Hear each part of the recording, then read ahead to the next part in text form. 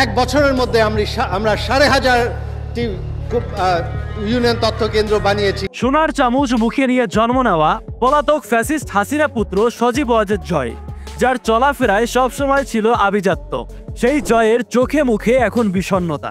দেখা যাচ্ছে তার বিধ্বস্ত মলিন চেহারা, উস্কো খুস্কো চুল আর কোচকানো পোশাকে। তাকে দেখে হয়তো যে কেউ ভেবে বসবে উনি হয়তো কোনো হতদরিদ্র পরিবারের কেউ। এখন তার চেহারায় আগের সেই জৌলস আর নেই। অবৈধ ক্ষমতার বাহাদুরি, যেখান সেখান থেকে অর্থ পাচার, লুটপাট, মাসিক কোটি টাকা বেতনের প্রধানমন্ত্রীর তথ্য উপদেষ্টা পদবীধারী আজগবি তথ্য প্রদানকারী এই জয়ের রমরমা ইনকাম এখন বন্ধ হয়ে গেছে। সম্প্রতি ফেসবুকে ভাইরাল হওয়া এক ছবিকে ঘিরে উঠেছে নানান আলোচনা সমালোচনা।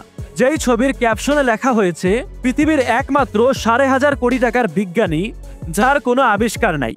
জামা কাপড় দেখে মনে হচ্ছে যার দিনকাল হয়তো খারাপ যাচ্ছে।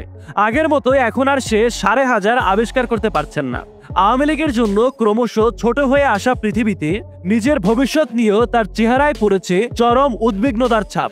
মন্তব্যের ঘরে সাধারণ মানুষজন লিখেছেন, মাত্র 8 মাসের ব্যবধানে এসে লোকটাকে চিনতে পারছি না। তার ছিল কত দাম্ভিকতা, দাপট আর হুঙ্কার। তার সবকিছু যেন নিমিষেই শেষ হয়ে গেল। যদিও এর আগেও একবার জয়কে ওয়াশিংটন ডিসির ভার্জিনিয়ার ডালা শপিং সেন্টারে পাবলিক প্লেসে দেখা গিয়েছিল। সম্প্রতি ভারতে পালিয়ে যাওয়া শেখ হাসিনা এবং তার এই মাতাল 5,500 ছেলের উপরে গ্রেপ্তারি পরোয়ানা জারি করেছে আদালত। শেখ হাসিনা ভারতে পালিয়ে যাওয়ার পর নানা সময়ে সামাজিক মাধ্যমে ভিডিও বার্তায় ভিন্ন ভিন্ন উস্কানিমূলক কথা বলেছেন সজীব ওয়াজেদ জয়। তবে সমালোচনার তোপের মুখে পড়ে গত বছরের 11ই আগস্টের পর তিনি যেন নিঃশব্দ হয়ে গেছেন। এরপরে তিনি ভিডিও বার্তা না দিলেও নিয়মিত তিনি তার ফেসবুক ওয়ালে পোস্ট করে বেশ সরগরম আছেন এখনো তিনি। এই 5,500 বিজ্ঞানীকে নিয়ে আপনাদের কোনো মন্তব্য থাকলে কমেন্টে লিখে জানাতে পারেন।